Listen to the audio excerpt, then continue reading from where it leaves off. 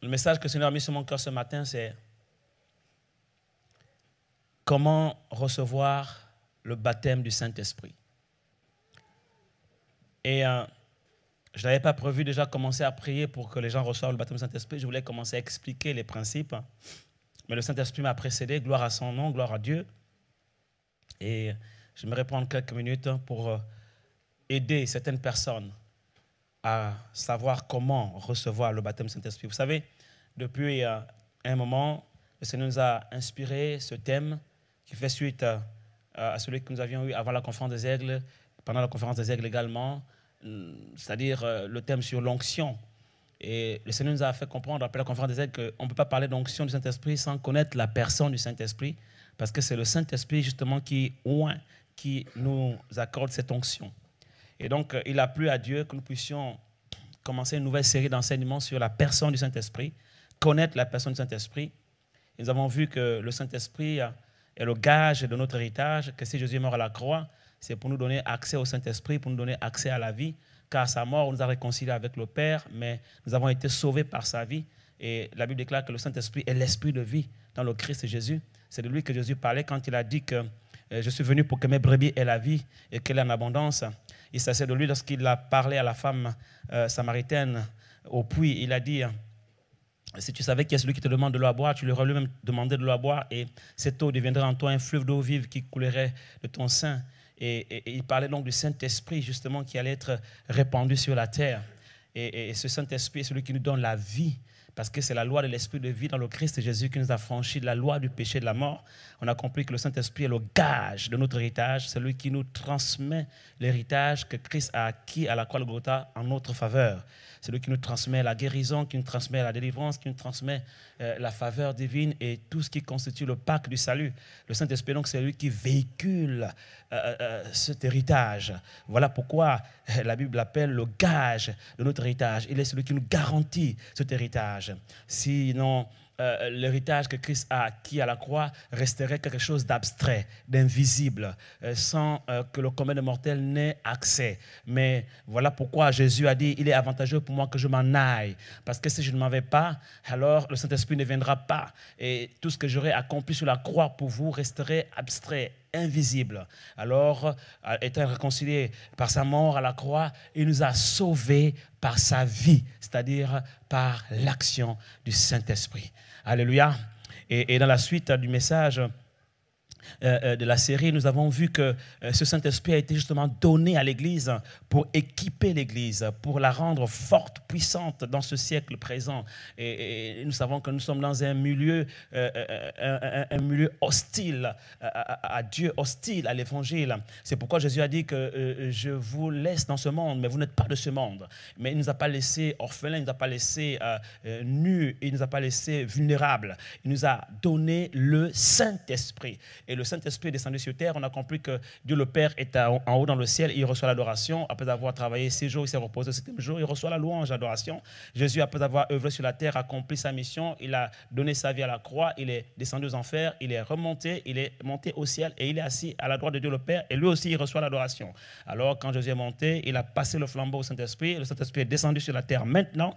Et le Saint-Esprit de tous les 3 dieux de la Trinité, ou les 3 entités de la Trinité, le Saint-Esprit est le Dieu qui est avec nous ici sur la terre. C'est le Dieu qui a été donné à l'Église, c'est le Dieu de l'Église, et c'est à lui que nous devons effectivement nous adresser pour tout ce qui concerne la vie de l'Église, pour tout ce qui concerne effectivement l'œuvre de Dieu, les ministères, les dons spirituels. C'est le Saint-Esprit qui est aujourd'hui garant de toutes ces choses, parce que c'est le seul Dieu qui est avec nous ici sur la terre.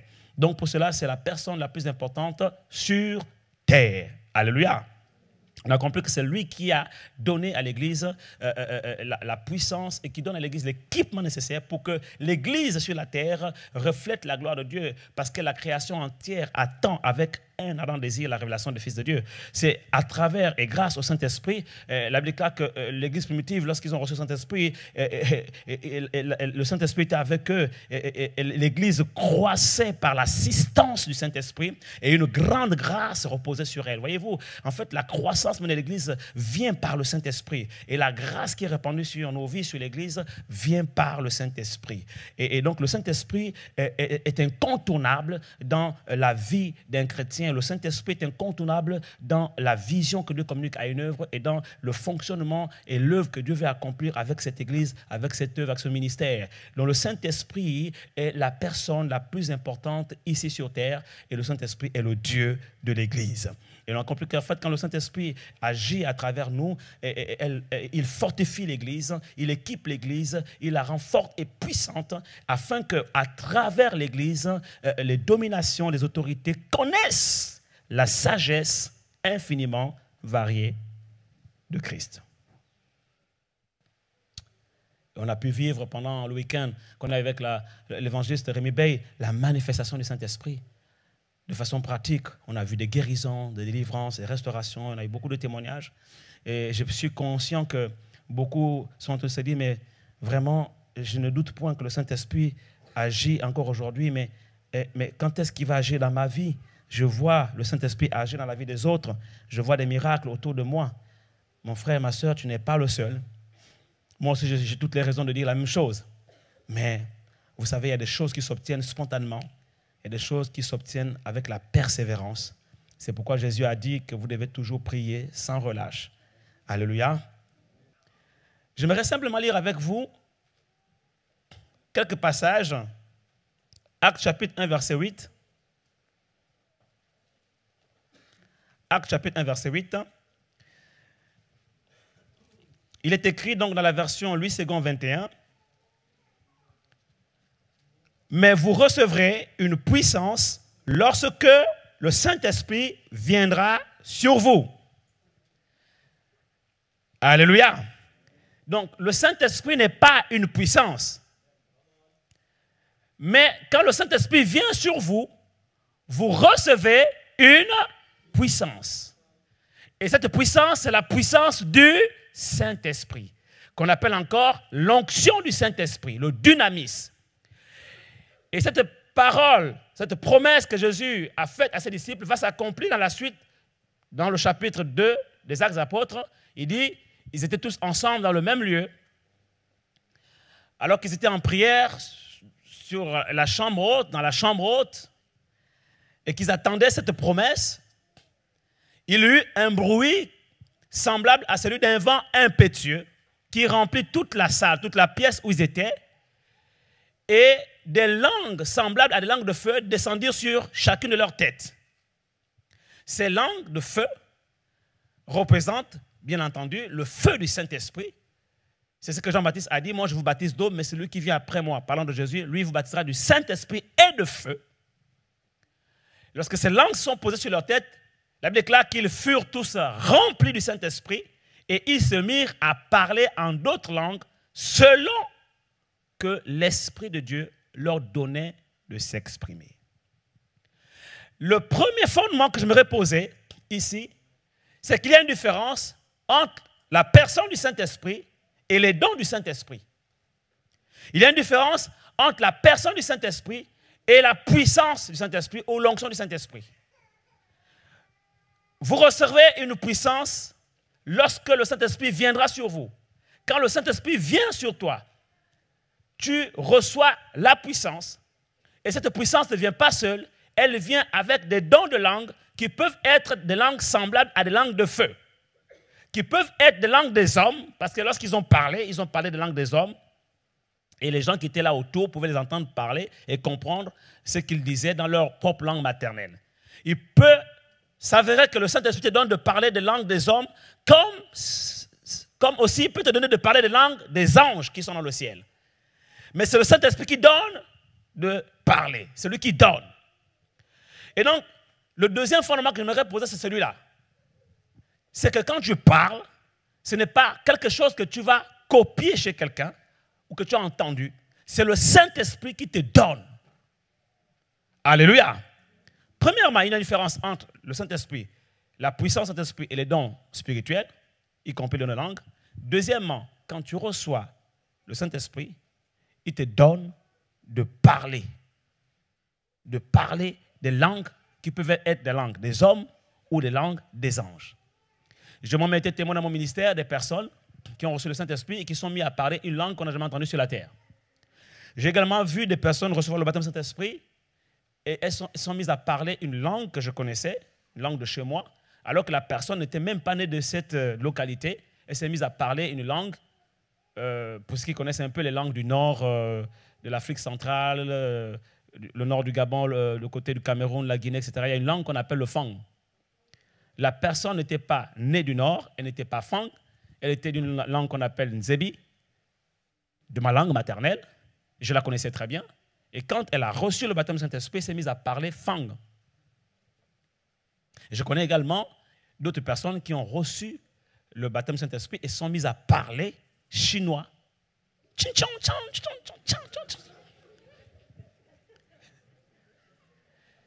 Mais il y a des gens comme ça qui parlent, ils vont même parler peut-être espagnol, ils vont parler italien, ils vont parler anglais. Et moi, je demande à Dieu maintenant, franchement, Seigneur, comme la sœur disait tout à l'heure, là, que maintenant, il faut que le parlant langue là grandisse. Moi, ma croissance, là, ça doit tendre vers l'anglais.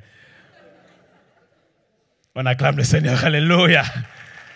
Donc, mais c'est pour vous dire que ce n'est pas l'homme qui le fabrique. Ce n'est pas à toi de te le fabriquer. C'est le Saint-Esprit qui te donne de t'exprimer. Et très souvent, là je me rentrer dans le troisième point, beaucoup en fait ne comprennent pas les mécanismes et restent longtemps dans la vie chrétienne sans manifester les dons de langue, sans manifester les dons du parlant langue, parce qu'ils n'ont pas compris comment ça fonctionne, comment le mécanisme fonctionne. Et là, j'aimerais vous amener avec moi dans le livre de Luc. Luc au chapitre 11, verset 13.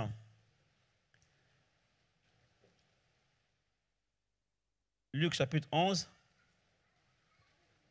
On va même lire à partir du verset 12. Ou montons au verset 11 pour mieux comprendre. Luc, tout le monde est à la page, Luc chapitre 11, à partir du verset 11. Quel est parmi vous le père qui donnera une pierre à son fils s'il lui demande du pain? Ou s'il lui demande un poisson? Lui donnera-t-il un serpent au lieu du poisson?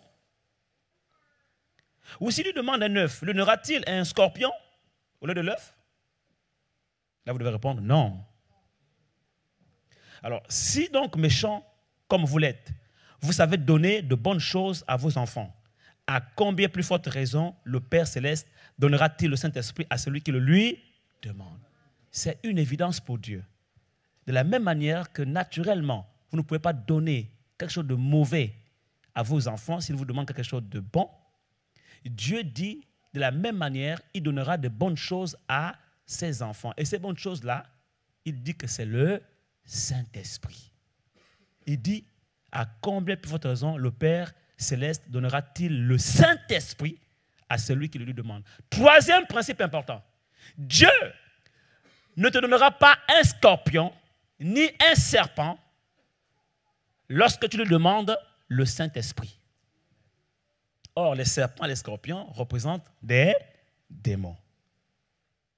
Et ce principe doit aider beaucoup de personnes qui ont demandé à Dieu le baptême du Saint-Esprit depuis longtemps et qui ont commencé à parler, comme on l'a entendu dans les témoignages tout à l'heure, mais qui étaient bloqués parce qu'il y a des pensées qui disaient « Ah, est-ce que ça vient de Dieu? Est-ce que tu penses que vraiment tu n'es pas en train de copier ou inventer? Ou bien est-ce que ce n'est pas quelque chose qui vient d'ailleurs? Est-ce que ce n'est pas le diable qui est en train de te mettre ça? Ce n'est pas la sorcellerie ça, hein? » Non, Dieu te dit, de la même manière que tu peux donner de bonnes choses à tes enfants, lui, il te donnera le Saint-Esprit. Il ne te donnera pas un serpent ni un scorpion. Il ne te donnera pas un démon à la place du Saint-Esprit. Ça, c'est fondamental. Lorsque tu veux recevoir le baptême du Saint-Esprit, c'est fondamental de comprendre ce principe. Parce que quand tu as compris ce principe, quand tu as compris cette vérité, la Bible dit que vous connaîtrez la vérité et la vérité vous rendra libre. Quand tu as compris cette vérité te libère du doute. Elle te libère de la peur. Elle te libère de la crainte de recevoir un scorpion ou un serpent. Elle te donne l'assurance que ce que tu as reçu, ce que tu ressens, vient de Dieu. Elle te donne la foi pour croire que ça vient de Dieu. Et alors, tu peux te mettre en action. Alléluia! Donc, Dieu donne le Saint-Esprit à ceux qui le lui demandent. Quatrième principe, il dit bien à ceux qui le lui demandent. Et il dit, demandez et l'on vous donnera. Ça veut dire qu'en fait, Dieu n'a pas de problème à donner le Saint-Esprit à celui qui le lui demande. C'est-à-dire que c'est même l'une des choses les plus faciles à recevoir. C'est des choses qui n'ont pas d'autre condition que de demander. Dieu veut donner le Saint-Esprit à ses enfants. De la même manière qu'un père aime donner de bonnes choses à ses enfants. Il veut donner le Saint-Esprit à ses enfants. C'est l'une des choses que Dieu aimerait faire tous les jours. Quelqu'un me comprend ici? Enfin, le Saint-Esprit n'est pas quelque chose de compliqué à recevoir. Comme le frère disait tout à l'heure, il croyait qu'il fallait atteindre un certain stade. Un certain niveau spirituel, c'est une dimension dans la foi pour recevoir le Saint-Esprit. Non, le Saint-Esprit, en fait, Dieu veut le donner à tous ses enfants. C'est un cadeau. Alléluia. Donc, c'est la chose la plus facile à recevoir. Et quand tu as compris ce principe, tu comprends alors que le problème n'est pas du côté de Dieu, en fait. Le problème est du côté de l'homme. Parce que Dieu donne toujours le Saint-Esprit à celui qui lui demande. Maintenant, tu dois comprendre une chose. Il y a une différence entre demander, donner et recevoir. Tu as demandé, Dieu lui l'a déjà donné, mais toi, tu dois recevoir. Tu dois recevoir. Et comment recevoir maintenant? Alléluia. Venez avec moi dans le livre de Romains, au chapitre 8, verset 27. Romains chapitre 8, verset 27. J'ai énuméré combien de principes déjà? 4. On va voir le 5e principe. Il va nous montrer comment recevoir. Merci Seigneur pour ta grâce. On va lire à partir du verset 26. Romains 8 à partir du verset 26. De même aussi, l'Esprit nous aide dans notre faiblesse, car nous ne savons pas ce qu'il nous convient de demander dans nos prières. Vous savez, prier avec l'intelligence, c'est bien. Mais par moments, on est à court. On ne sait plus quoi dire. On a épuisé tout notre vocabulaire, on a épuisé toutes nos phrases, on est même fatigué, on ne sait même plus quoi dire. L'inspiration n'est plus, la créativité. En fait, on est limité par notre vocabulaire, par notre champ de connaissances. Donc, quelque part, prier avec l'intelligence, c'est bien, mais prier avec l'intelligence nous limite. Et on a parfois des faiblesses qui peuvent être des faiblesses d'ordre de limite au niveau intellectuel ou encore d'ordre physique ou d'ordre parfois spirituel qui nous empêchent vraiment d'aller plus loin dans la prière et de passer plus de temps avec le Seigneur dans nos moments de prière. Et ici, l'apôtre Paul nous dit que, alors en ce moment, le Saint-Esprit vient à notre secours. Parce que lorsque nous sommes faibles et que parfois nous ne savons pas ce qu'il convient de demander, le Saint-Esprit vient à notre secours et il intercède au-dedans de nous par des soupirs inexprimables. Par des soupirs inexprimables. Alléluia. Les soupirs inexprimables, ça peut être en fait un langage inexprimé, mais les soupirs inexprimables, ça peut être vraiment des soupirs inexprimables. C'est-à-dire, j'ai des soupirs inexprimables. La situation est tellement difficile. L'épreuve m'accable, c'est tellement difficile. Je n'ai même plus de mots pour pouvoir effectivement dire à Dieu ce que je ressens ou demander à Dieu ce que j'attends de lui. C'est tellement difficile. Donc, les mots me manquent. Alors, je n'ai qu'une seule chose, c'est le soupir. C'est la seule chose qui sort de moi. Ah, Seigneur. Oh, Jésus. Ah, Seigneur. Ça aussi, ce sont des soupirs inexprimable. Vous comprenez cela? Mais c'est-à-dire que parce que c'est le Saint-Esprit qui est au-delà de toi, qui exprime ces choses, la Bible déclare dans la suite que celui qui connaît la pensée de l'Esprit, alléluia, il entend, il comprend ce que l'Esprit dit. Lorsque l'Esprit intercède en votre faveur et il agit en votre faveur, Dieu entend le langage du Saint-Esprit. Dieu comprend mieux que toi et moi le langage du Saint-Esprit. Parce que le langage du Saint-Esprit, c'est un langage spirituel. C'est un langage codé, c'est un langage qui est crypté, que même l'intelligence humaine ne peut pas capter et comprendre. Voilà pourquoi la Bible déclare que lorsque nous parlons en langue, notre intelligence demeure stérile. Par contre, ton esprit comprend ce que l'esprit dit. Parce que le Saint-Esprit habite dans ton esprit. Ou ton esprit dans le Saint-Esprit, en tout cas, c'est la même chose, hein, c'est pareil. On est en lui, lui en nous, enfin, on est un, enfin, bref. Alléluia. Il ne faut pas philosopher avec ces choses-là. Amen, amen. Non, parce que le Saint-Esprit est en toi, il est en communion avec ton esprit, a fusionné avec ton esprit. Quand le Saint-Esprit s'exprime, ton esprit comprend le langage, parce que ton esprit est né de nouveau. Ton esprit a la nature du Saint-Esprit. Ton esprit a été engendré par le Saint-Esprit. Ton esprit, en fait, est une nouvelle création. Ton esprit comprend le langage de l'esprit. Et Dieu comprend le langage de l'esprit. Par contre, ta chair ne comprend pas toujours le langage de l'esprit. Voilà pourquoi ton intelligence peut te dire, pour certains qui ont témoigné tout à l'heure, mais qu'est-ce que tu racontes? Mais qu'est-ce que tu... Mais tu racontes n'importe quoi. Mais attends, regarde une personne aussi sensée que toi, aussi intelligente en plus. Franchement, mais on va te trouver débile. Mais arrête de parler de n'importe quoi. Mais tu es devenu folle ou quoi? Ça, c'est l'intelligence, ça, c'est l'âme. Et voilà pourquoi David souvent parlait à son âme. Parce que l'âme ne comprend pas le fonctionnement de l'esprit, à moins d'être éduqué. Voilà pourquoi David éduquait souvent son âme. Quand vous lisez les psaumes, vous allez comprendre. En lisant les psaumes, vous allez comprendre maintenant pourquoi David parlait tout le temps à son âme. En fait, les psaumes, la plupart des psaumes sont une série de leçons d'éducation de notre âme que David est en train de nous donner. Par exemple, il dit, mon âme, réjouis-toi. Dans la détresse, réjouis-toi. Mon âme ne t'abat pas. Dans la souffrance, réjouis-toi. Vous comprenez? C'est-à-dire que l'âme, dans les situations humaine réagit de façon humaine. Mais il faut que l'esprit qui est né de Dieu, qui a la nature de Dieu, qui est né de nouveau, qui est une nouvelle création, éduque l'âme pour que l'âme maintenant aussi commence à marcher selon l'esprit. Il faut que l'esprit qui est en nous déteigne sur notre âme. Quelqu'un me comprend ici? Donc le langage de l'esprit, c'est un langage spirituel. Mais l'esprit de l'homme qui est né de nouveau comprend ce langage. Voilà pourquoi tu peux être capable d'interpréter ce que tu dis en langue. Il ne vous est jamais arrivé, pendant que tu es en train de parler en langue, pour ceux qui ont commencé à exercer ce don depuis longtemps, tu as le sentiment au fond de toi que tu comprends le sens de ce que tu es en train de dire. C'est ton esprit qui est en train de comprendre ce que le Saint-Esprit est en train de dire, en fait. C'est ton esprit qui est en train de comprendre le langage de l'esprit, en fait. Et en ce moment, si tu as le courage de te lever, tu peux te lever et dire, voici ce que l'esprit dit à l'Église. Et la Bible déclare que ça équivaut à une prophétie. Car le parler en langue plus interprétation équivaut à une prophétie. Quelqu'un ici acclame le Seigneur. Alléluia.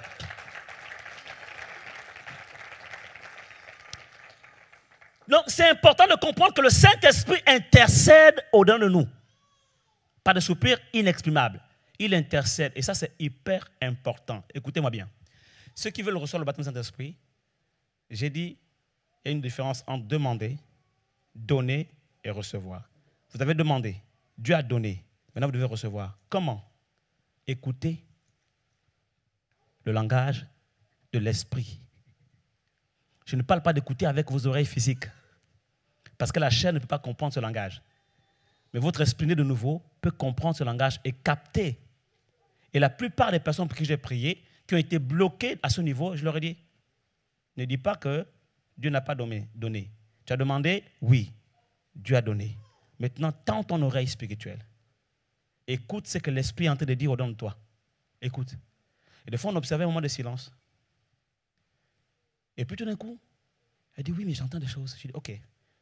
Maintenant, ce que tu vas faire, tu vas prendre Marc, chapitre 16, verset 17. Ça, c'est le 6e principe. Il a dit, celui qui croira, parlera en de nouvelles langues. Ça veut dire que ce que tu entends là, ce n'est pas tes langues, ce ne sont pas tes langues, ce n'est pas ton langage, c'est le langage du Saint-Esprit. Maintenant, si tu crois que ça vient de Dieu, si tu crois que ce n'est pas toi qui inventes ça avec ta propre intelligence, si tu crois que c'est le Saint-Esprit qui s'exprime au-dedans de toi, alors tu vas capter ce langage-là, tu vas capter ces mots et tu vas poser un acte de foi, tu vas faire un pas de foi, tu vas ouvrir ta bouche. Le psalmiste dit, ouvre ta bouche et je la remplirai, dit l'Éternel. Donc, en ce moment-là, je leur cite ce passage. Je dis, écoute ce que Dieu te dit. Ouvre ta bouche et je la remplirai. Alors le fait d'ouvrir la bouche même, c'est un pas de foi que tu es en train de faire. Et tu dois croire qu'en ce moment, Dieu te remplit des paroles que tu es en train d'entendre dans ton esprit. Et la seule chose qui te reste à faire, c'est ce que font ceux qui croient. Que font ceux qui croient? Marc chapitre 16, verset 17. Que font ceux qui croient? Plus fort. Que font ceux qui croient? Ils parlent en de nouvelles langues. Pratico-pratique. Et en ce moment, quand tu ouvres ta bouche, tu te mets à parler. Et ça coule. Ça coule. Et Dieu honore ta foi parce que la foi est agréable à Dieu. La foi honore Dieu. Et Dieu honore ta foi. Et là, il déverse encore, il déverse encore. C'est là que maintenant, beaucoup ont témoigné tout à l'heure que je n'arrivais plus à m'arrêter. Le robinet coulait, le robinet coulait.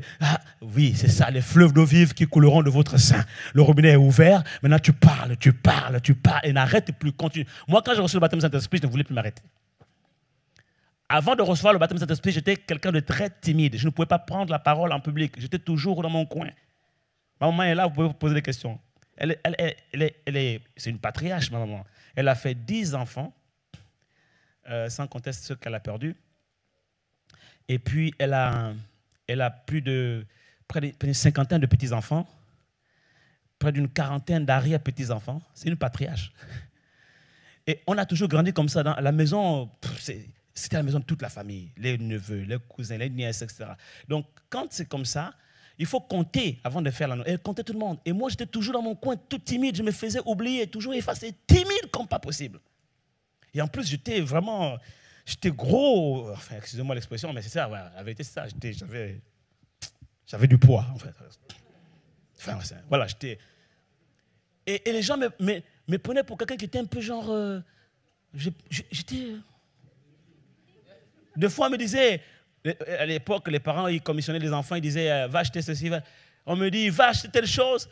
Avant même que mon papa ou ma maman ait fini la phrase, je cours déjà. Mais maman me dit, mais tu cours, où vas-tu? Je dis, mais tu m'as envoyé, non? Oui, mais je t'ai envoyé faire quoi? Ah oui, je ne sais plus. Mais attends au moins que je finisse de parler et que je te donne aussi l'argent pour aller l'acheter. Ah oui, c'est vrai. J'étais comme ça. Et j'ai grandi. Et puis, quand j'ai commencé à aller à l'école, au primaire, bon, je ne savais pas que j'effrayais les gens. Moi, j'étais tout naïf et j'arrivais quelque part, les gens fouillaient. J'étais timide comme pas possible. Timide comme pas possible. Mais quand j'ai reçu le baptême du Saint-Esprit, frère, le problème qu'on a eu avec moi après, ce n'est plus de me dire de parler, mais c'est de me dire, arrête-toi un peu. Apprends un peu à ne pas parler.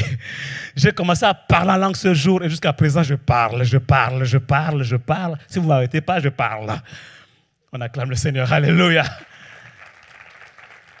Et j'ai compris cette parole qui dit, vous n'avez pas reçu un esprit de timidité, mais vous avez reçu un esprit de force par lequel vous pouvez crier « Abba Père !» Oh là là. Est-ce qu'il y a des gens qui... Je ne sais pas... Vous avez reçu un esprit de timidité, n'est-ce pas? On dirait que c'est le cas. Donc, quand tu dis acclamer le Seigneur, là, des acclamations timides et tout, pousser des cris de joie, tu sens vraiment que c'est la forme, quoi. Vous n'avez pas un esprit de timidité, c'est un esprit de force. Alléluia. Un esprit de force. Bon, vous allez entendre, les hommes. Un esprit de force. Non, un esprit de force. On sent l'homme. Un esprit de... Voilà. Maintenant, on va entendre les femmes. Un esprit de... Homme de percée. Ah, là, ça fait mal. On acclame le Seigneur pour les femmes. Alléluia. Un cri perçant. On reprend. Les hommes de percée. Un esprit de... Les femmes. Un esprit de... Les murs vont trembler là. Les hommes, on relève les défis. On n'a pas reçu un esprit de timidité, mais on a reçu un esprit de... Ah là, vous avez égalisé. On acclame le Seigneur. Alléluia. Et j'ai compris le sens de ce passage. Vous n'avez pas reçu un esprit de timidité, mais un esprit de force par lequel vous criez « Abba Père ».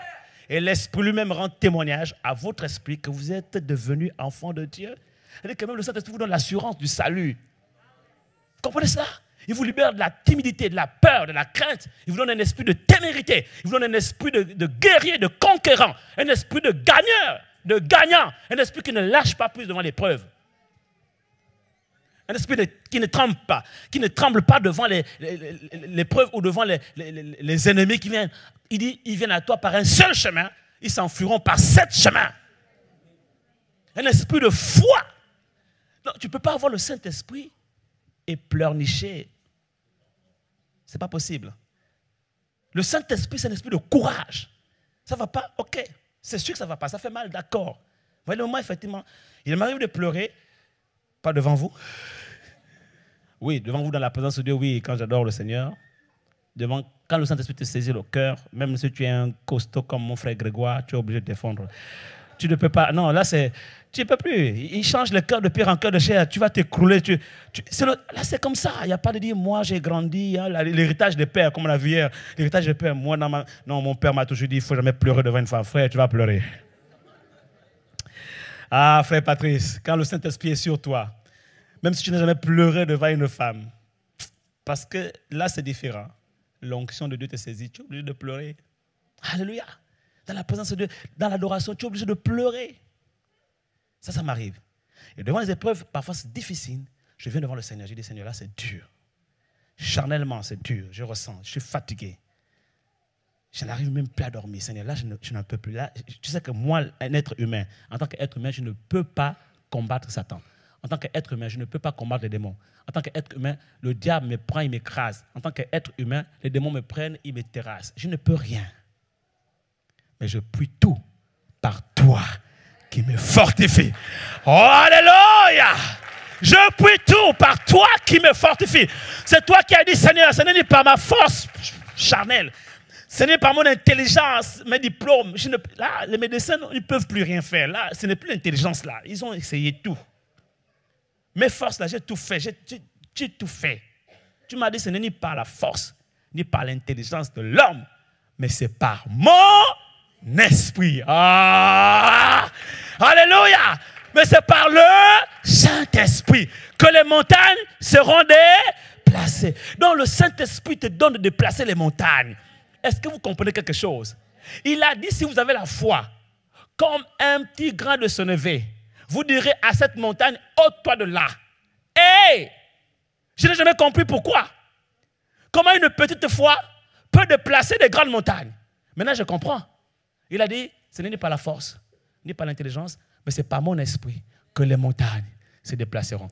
On acclame le Seigneur. Alléluia! Donc le Saint-Esprit vient soutenir ta foi. Le Saint-Esprit vient soutenir ta petite foi.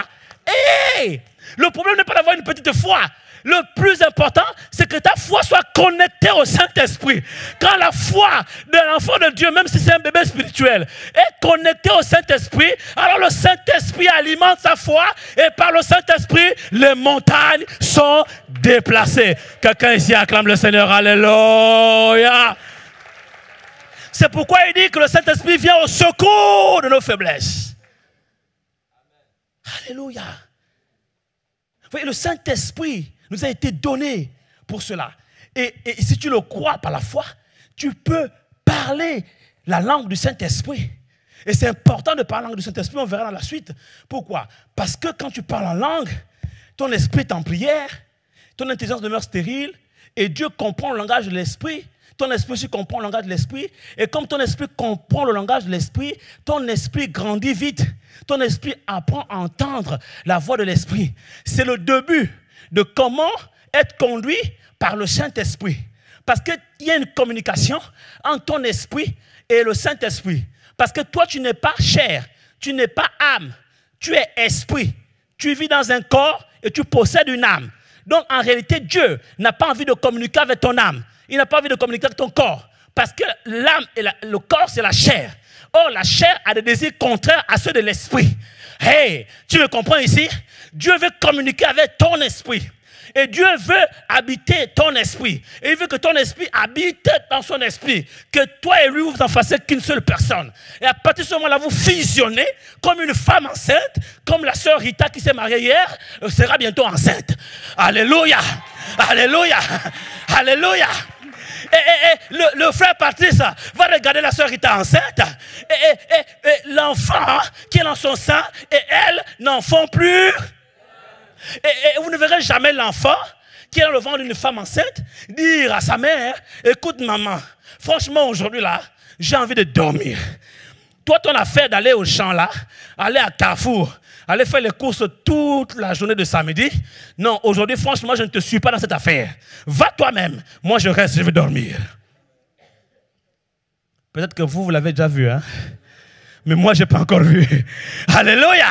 Pourquoi? Parce que les deux ne forment qu'une seule personne. Donc, quand la mère décide de partir à Auchan, l'enfant qui est dans le ventre aussi part à Auchan. Qu'il le veuille pas. Oh, acclame le Seigneur.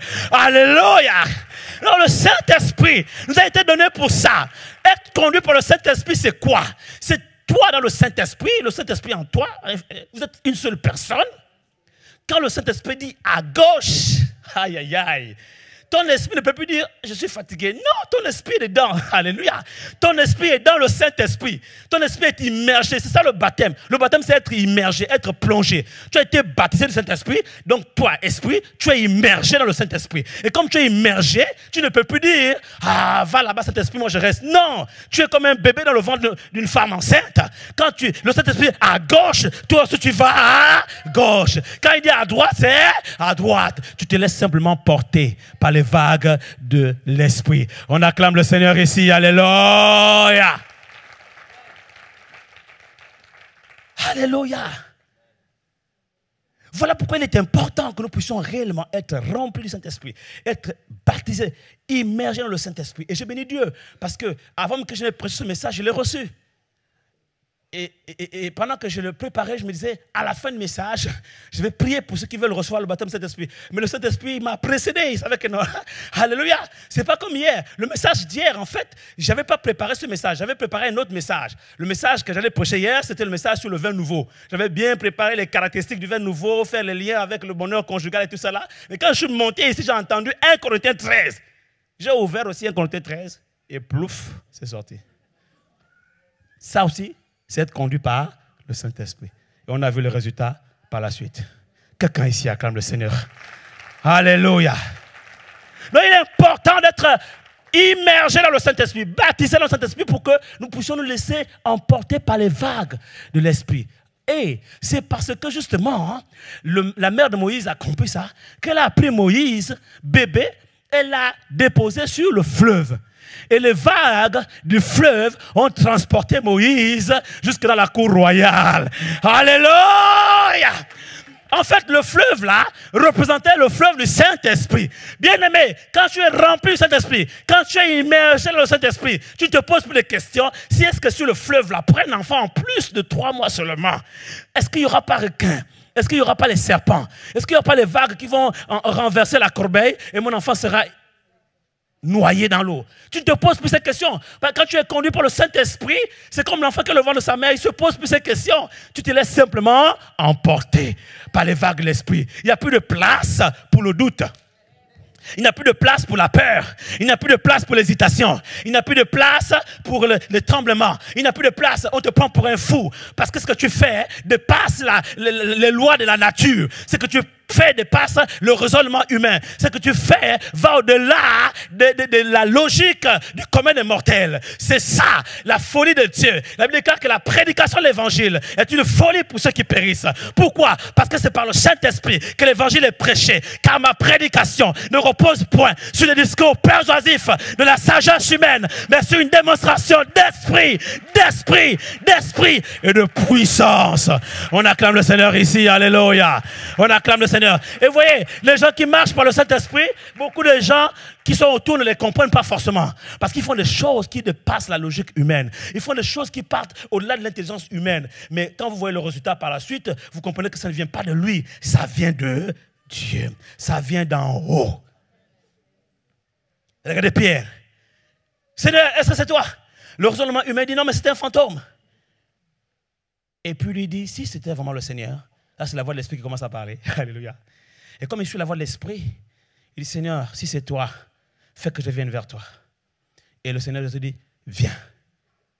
Et la Bible dit que Pierre a commencé à marcher sur l'eau. Mais en vérité, il n'a pas marché sur l'eau. Il a marché sur le viens. Il a marché sur la parole. Voyez-vous, quand tu marches par l'Esprit, en fait, marcher par l'Esprit, c'est marcher sur la parole. Alléluia. Et quand tu marches sur la parole, tu deviens un surfeur. Oh, alléluia! Hey! Jésus a été le premier surfeur de toute l'humanité. Pierre le second. Quelqu'un me comprend ici? La différence entre le premier surfeur Jésus et le second, c'est que le second, à un moment donné, a regardé les vagues. Il ne faut pas regarder les vagues. Même dans les techniques de surf aujourd'hui, là, quand tu veux être un bon surfeur, il ne faut pas regarder les vagues. Il faut regarder la trajectoire et te laisser aller au mouvement. Et puis, non seulement te laisser aller au mouvement des eaux de vent, mais arriver à contrôler le mouvement de vent. Et là, c'est la capacité que Dieu donne à ceux qui ont reçu l'Esprit de Dieu de contrôler la maîtrise de soi. Alléluia. Le fruit de l'Esprit. Quelqu'un ici acclame le Seigneur. Oh my God! Alléluia. Donc, quand tu marches dans la parole de Dieu, quand tu imprègnes la parole de Dieu, le Saint-Esprit te donne des paroles et tu marches sur ces paroles comme Pierre, tu deviens surfeur. Tu surfes sur les vagues des problèmes. Tu surfes sur les vagues de la maladie. Tu surfes sur les vagues des épreuves. Tu surfes sur les vagues du doute, de l'oppression. Tu surfes sur les vagues. En fait, tu deviens un insaisissable. Alléluia. Il a dit qu'en fait, ceux qui sont nés de haut, ils sont comme un vent. Le vent, tu ne sais pas où il vient, où il va. Il est insaisissable. Il en est ainsi de quiconque est né de Dieu d'en haut. Quelqu'un ici acclame le Seigneur. Tu deviens un surfeur. Alléluia. My God. J'aimerais tellement vous dire des choses encore sur le Saint-Esprit. Le Saint-Esprit, c'est l'Esprit de Christ. Quand on dit que Jésus-Christ habite dans ton cœur, là, voici, je me tiens à la porte et je frappe. Apocalypse chapitre 3, verset 20. Si quelqu'un ouvre la porte, j'entrerai. Il ne s'agit pas de la porte de ta maison. Quoique ta maison doit être ouverte au Seigneur. Mais il parle d'abord de ton cœur. Il dit, j'entrerai, je souperai avec cette personne et cette personne avec moi. Ce n'est pas Jésus en chair et en os qui rentre. Jésus en chair et en os, il est monté au ciel. Il est assis à la droite de Dieu le Père. Il est assis en chair et en os. Mais il parle de son esprit. C'est l'esprit de Christ. Et l'esprit de Christ est en toi. Donc il te donne de faire les œuvres que Christ a faites sur la terre. Et ça, nous verrons ça la semaine prochaine. Alléluia. Il te donne de faire les œuvres que Christ a faites sur la terre. Et l'une de ces œuvres, ce soir déjà, c'est de commencer à parler son langage. Parce que son langage, c'est la langue nationale du ciel. Oui, le parlant langue est une langue du ciel. C'est-à-dire qu'en fait, comme dans tous les royaumes, il y a des langues. Dans le ciel aussi, dans le royaume, il y a des langues. Ici en France, la langue nationale, c'est le français. Mais en France, il y a plusieurs autres langues. Il y a des patois, il y a des dialectes. Les basques et autres. Donc, voilà, quand vous voyez un vrai Français de souche pure, qui n'a pas connu les temps, enfin, qui a vécu autant d'autres fois, qui vous parlera de l'histoire de France, ils ont des dialectes. Comme en Afrique aussi, vous avez des dialectes, vous avez, je dis vous parce que je ne suis pas africain, je ne suis pas français, non. Je suis d'en haut. On acclame Jésus, amen, amen. Je suis fils de Dieu. Donc, ici aussi, dans le royaume de Dieu, il y a des langues. Des fois, tu vas parler une langue, ça peut être un dialecte.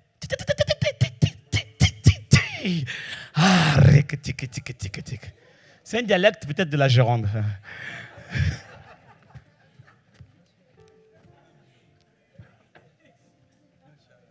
Quelqu'un me comprend ici? Ou bien, tu es peut-être, voilà, j'ai pris l'exemple de quelqu'un de France, tu es peut-être d'Afrique. Tu parles. Quand vous êtes dans l'esprit, il ne faut pas vous déconcentrer. Parce que si vous ouvrez vos yeux, commencez à voir ce qui se passe autour, vous allez sortir de l'esprit, vous allez commencer à rire des choses qui se passent. C'est bizarre. Je comprends pourquoi la Bible dit quand quelqu'un n'est pas... Si c'est un incroyant, il ne faut pas parler en langue devant lui parce qu'il va trouver ça bizarre. Mais par contre, s'il y a le don d'interprétation de langue, c'est bien puisque les secrets de son cœur seront mis à nu et tombant sur sa face, il pourra glorifier Dieu, n'est-ce pas? Mais entre nous, là, des fois, faut pas. Non, faut fermer tes yeux, faut te concentrer. Parce que tu vas voir. Non. Tu regardes la seule en question. C'est des dialectes, des patois du ciel. Maintenant, après, la langue nationale. Je ne peux pas vous dire, hein, c'est quoi la langue nationale. On le saura en haut. C'est ça. Il dit que c'est le Lingala. Alléluia. Mais plus tu parles en langue, plus ton parler en langue se bonifie. Plus il mature, il grandit. Et là, le Seigneur te répond à la sœur ici. Il grandit. Et il s'affine. Au départ, c'est comme un bébé qui fait Des fois, il zozote. Et il y a des gens comme ça, tu es baptisé sur Saint-Esprit, tu commences à zozoter. Ce sont les premiers mots, tu zozotes. Voilà. Mais au fur et à mesure que tu grandis en maturité, ton parler en langue aussi devient plus clair. Voilà. Il s'affine. Hein, il mature. Et maintenant, tu commences à articuler comme une personne qui sait maintenant parler. Okay? Qui sait articuler des mots et qui sait agencer les mots pour former une phrase. Okay? Maintenant, tu parles correctement. Sujet, verbe, complément. Ramachanda rebrosika baba complément d'objet direct indirect. Concordance des temps. Sujet éloigné. Là, maintenant, c'est soutenu. Là, ça devient raffiné. Oh, on acclame le Seigneur ici. Alléluia. Lève-nous, on va prier le Seigneur. On va rendre grâce à Dieu. Merci Seigneur. Qui a été béni cet après-midi? Acclame le Seigneur. Acclame le Seigneur. Alléluia. Élève ta voix et bénis le Seigneur pour sa présence, pour sa parole. Thank you, Lord. Yebo sandare marasakata rebrosi kamandare mama shikare babama. E rebrosindare mama sandare mosikatare maya santare. Oh my God. Merci Seigneur pour ta grâce. Merci Seigneur pour le Saint-Esprit. Élève ta voix, rends grâce à Dieu, rends grâce à Dieu, rends grâce à Dieu. Et si tu as reçu le parler en langue, le baptême du Saint-Esprit avec le parler en langue, prie en langue, prie en langue. C'est l'occasion de t'exprimer, laisser l'Esprit de Dieu s'exprimer à travers toi. Tu es un canal par lequel il va faire couler les eaux vives. Amen, amen. Ebo sandare barasika baba baba kakoro borosika baba baba. Emo sandare mama mama mama mama. Oh bashika taraba baba baba baba khana kosika baba baba. Koremo shima mama sika taraba baba baba baba. Korama mama sokore mama mama sindare bobo sika baba baba baba. Ebo sandare mama. Alléluia, alléluia. Thank you Lord. Remo sika mama khana kakoroshi. Merci Seigneur pour ta présence. Merci pour le Saint-Esprit qui nous a été donné. Merci pour la capacité surnaturelle de faire des choses surnaturelles par le Saint-Esprit, de déplacer les montagnes. C'est pourquoi nous devons parler en langue tous les jours. Parce que quand nous parlons en langue, nous déplaçons des montagnes. Nous déplaçons des montagnes par le Saint-Esprit. Nous nous fortifions, nous nous édifions, nous nous revigorons, nous nous requinquons. Alléluia. Quand nous parlons en langue, nous nous rechargeons. Quand nous parlons en langue, nous nous vivifions. Quand nous parlons en langue, nous nous renouvelons. Quand nous parlons en langue, nous nous restaurons. Quand nous parlons en langue, nous nous remplissons du Saint-Esprit. Et nos coupes débordent.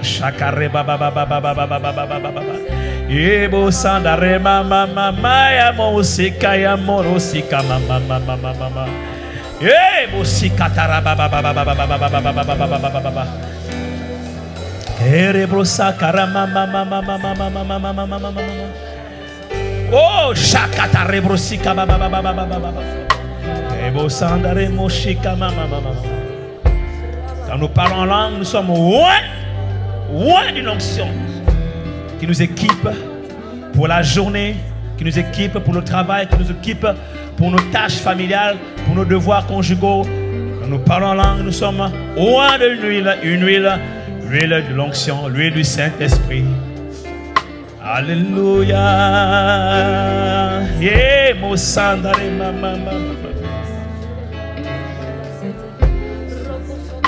et tu peux parler encore.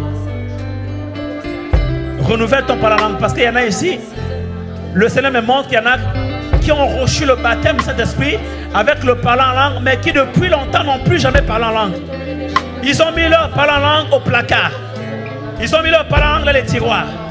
C'est l'occasion ce soir de laisser le Saint-Esprit régénérer, renouveler ton parole en langue, le restaurer. Laisse le Saint-Esprit renouveler ton parole en langue. Laisse le Saint-Esprit revivifier ton don qui est ensommeillé. Laisse-le réveiller ce don qui est endormi depuis des années, depuis des mois. Alors ouvre ta bouche, il la remplira et parle en langue, capte les mots, capte les mots, capte le langage de l'Esprit en toi et prononce ces mots par la foi, et laisse l'eau vive couler à travers toi, comme on l'a entendu dans les témoignages des frères et sœurs tout à l'heure. Laisse couler. Père éternel, nous te bénissons pour la révélation de tes paroles qui est claire et qui donne de l'intelligence aux simples. Tu nous as parlé des clés, des principes, des lois spirituelles qui nous montrent comment recevoir le Saint-Esprit, comment recevoir le baptême du Saint-Esprit, comment déclencher le mécanisme. Et merci pour les nombreux baptêmes du Saint-Esprit que tu as accordé à plusieurs aujourd'hui. Et merci pour d'autres qui vont suivre. Car maintenant qu'on a compris les clés, nous saurons comment déclencher le mécanisme, comment mettre en route, en marche le Saint-Esprit, comment mettre en action le Saint-Esprit dans nos vies, chaque jour, le matin, le jour comme la nuit, afin de déplacer les montagnes par le Saint-Esprit. Père, nous bénissons l'œuvre de ta main encore aujourd'hui dans cette église. Merci Père éternel pour chaque personne qui a entendu ce message. Ma prière, Seigneur Dieu, c'est que cette parole ne retourne point à toi sans avoir accompli ce pourquoi tu l'as libéré dans leur vie au nom de Jésus.